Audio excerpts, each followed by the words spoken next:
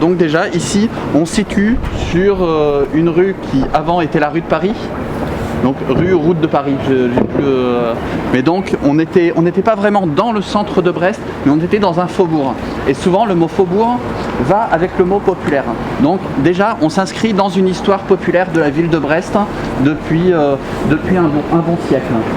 De petits boui-boui qui étaient là, mais qui rayonnaient déjà à l'échelle de la métropole. On n'était pas forcément sur cette artère, sur une vie de quartier, mais largement sur une vie vraiment connectée à la ville, avec une dimension populaire forte. Sur Brest. Et donc, c'était l'Ambézélec ici, c'est ça? Et donc oui, c'est ça, faubourg, un faubourg, donc c'est ce qu'il y a donc en périphérie directe de la ville. Et actuellement on est dans un quartier en pleine mutation, donc on a aussi bien des anciennes constructions donc, qui sont ici, du logement collectif, donc qui peut avoir un intérêt patrimonial ancien, mais aussi ces nouveaux commerces, ces nouveaux bâtiments qui se construisent. Donc,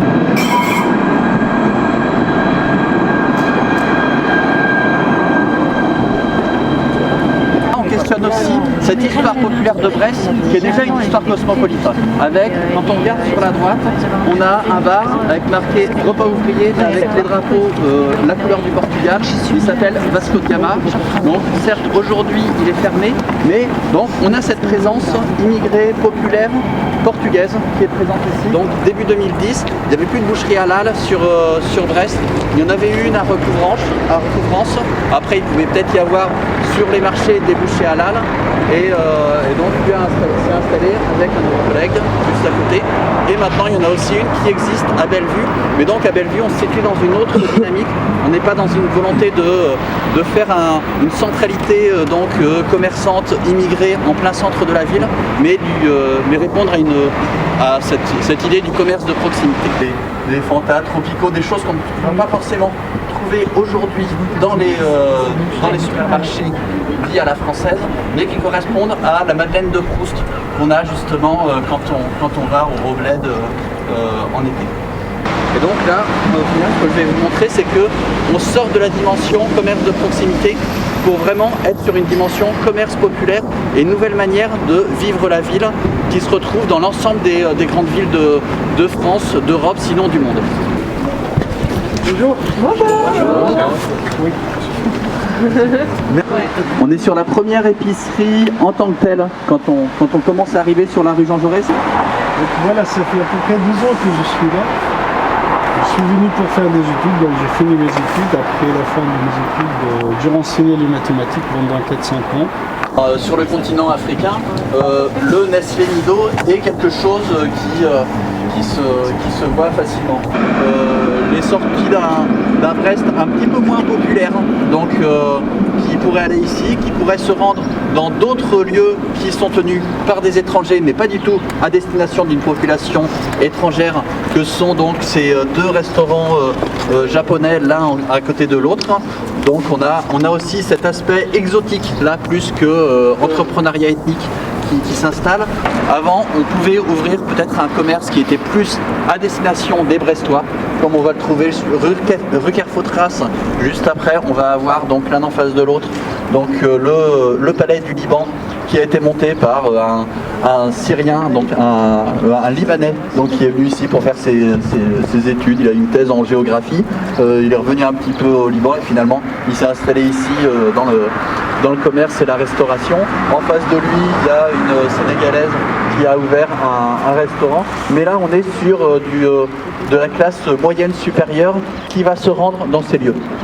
Enfin, le changement de statut des rez-de-chaussée qui passe de bail commercial à désormais du lieu d'habitation. C'est des endroits où en effet s'installer pour y vivre est quand même un lieu privilégié parce qu'on est près de tout.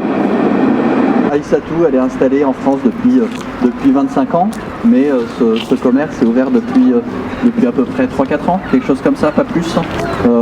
Et elle a son diplôme donc, de coiffure en France et elle a monté cet établissement, au départ coiffure, maintenant également cosmétique.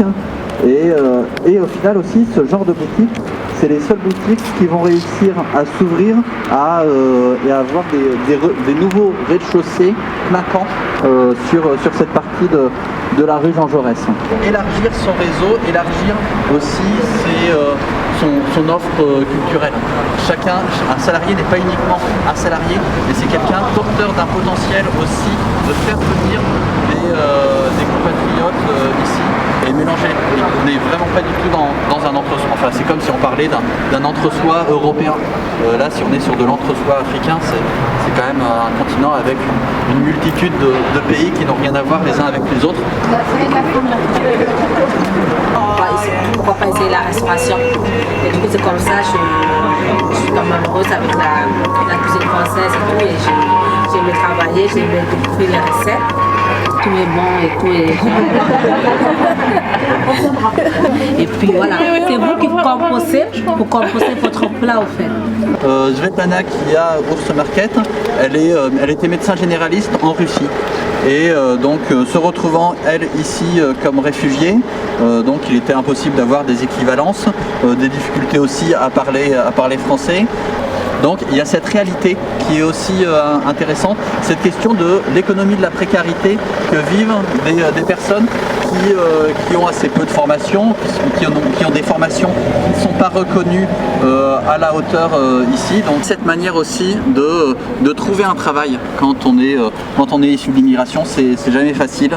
On va pas être une petite épicerie où les gens ils viennent pour acheter pour 5, 10, 15 euros, mais on va avoir comme ça la famille arménienne qui passe et qui va acheter pour 300 euros au début du mois dans la toute petite épicerie. Je veux dire qu'en 87, il y avait déjà des Africains qui vivaient ici et qui avaient besoin. Et justement, nous avons Faustina, donc la gérante de ce lieu. Et pour ce travail, au final, ça a été un travail de discussion avec l'ensemble des commerçants. Qui sont très vivants à Brest, les Arts africains.